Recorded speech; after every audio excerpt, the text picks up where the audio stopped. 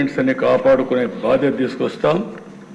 ఇంకో పక్క రాష్ట్రంలో మాకు ఎవ్వరికి కూడా ఇక్కడ అనుమానం లేదు, నాకంటే ఎక్కువ గట్టిగా ఉన్నాడు పవన్ కళ్యాణ్ గారు. ఎక్కడైతే ఈ సోషల్ మీడియాలో కానీ లేకపోతే గంజాయి కానీ ఎవరైతే అరాచకాలు చేస్తున్నారో అరాచక శక్తుల్ని పూర్తిగా కట్టడి చేయాలని డిటర్మినేషన్ వరకు ఉంది.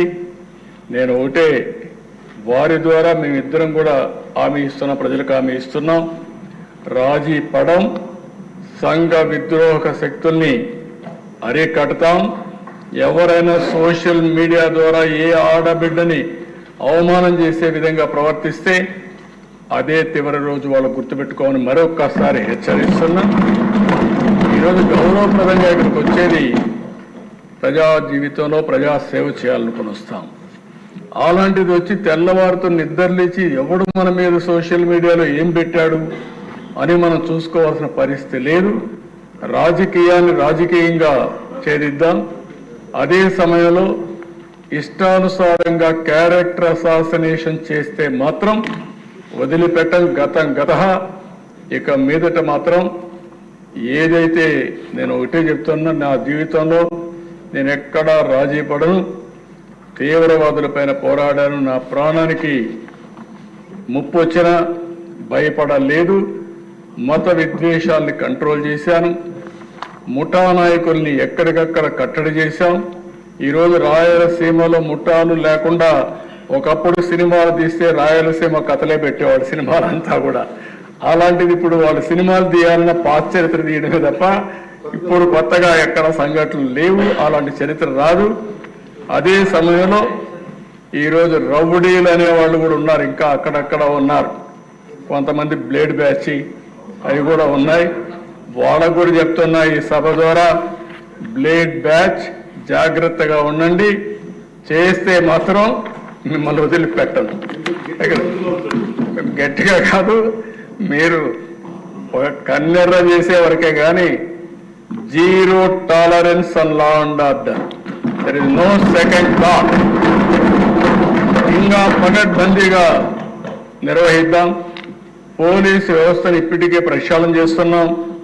ఇంకా అక్కడక్కడ ఉంటే ఒకటి రెండు ఉంటే అవి కూడా వేరేస్తాం. ఎక్కడ చూసినా పకడ్బందీగా నేను ఒకటే మా మెంబర్స్ కోరుతున్నా, మీరు లా అండ్ ఆర్డర్ మీ చేతికి తీసుకోవద్దండి. ఎవరైనా సరే లా అండ్ ఆర్డర్కు విఘాతం కలిగించే వ్యక్తులుంటే మాత్రం వాళ్ళని ఉక్కు పాదంతో అణిచివేసే బాధ్యత ఈ ప్రభుత్వాన్ని చెప్పి మరొకసారి మీ అందరికీ హామీ ఇస్తున్నా. అది కూడా చేస్తాం. ఇవన్నీ చేసి ఈరోజు పవన్ కళ్యాణ్ గారి తాపత్రయం కూడా మీరు చూశారు. వేరే రాష్ట్రాలకు పోతే వాళ్ళ అభివృద్ధి చూసి ఆ అభివృద్ధి మనం మాట్లాడినప్పుడు మనం చేసుకోలేకపోతున్న బాధ ఉంది. ఈరోజు ఒక హైదరాబాద్ పోయినా, ఒక బెంగళూరు పోయినా, ఒక చెన్నైకి పోయినా, ఒక ముంబైకి పోయినా వాళ్ళు మనకంటే ముందుకు పోయారని బాధ ఉంది. అలాంటి బాధ లేకుండా ఇక్కడ ప్రజలకు కూడా న్యాయం చేసే బాధ్యత ఎన్డీఏ కూటమి తీసుకుంటామని మరొక్కసారి హామీ ఇస్తూ తప్పకుండా జరుగుతుంది.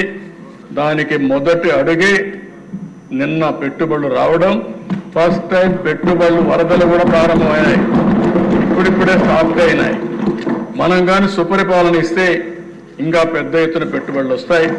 ఏ విధంగా చేయాలో అన్నీ చేస్తున్నాయి. మళ్ళీ సంపాదించిన ప్రభుత్వం కష్టపడి పనిచేద్దాం, సంపద సృష్టిద్దాం, ఆదాయాన్ని పెద్దాం. ప్రతి ఒక్క రూపాయి కూడా పేదవాళ్ళ కోసం ఖర్చు పెడదాం. ఇది నిరంతరం చేసే కార్యక్రమం. మన స్టేక్ హోల్డర్స్ అంతా ప్రజలు.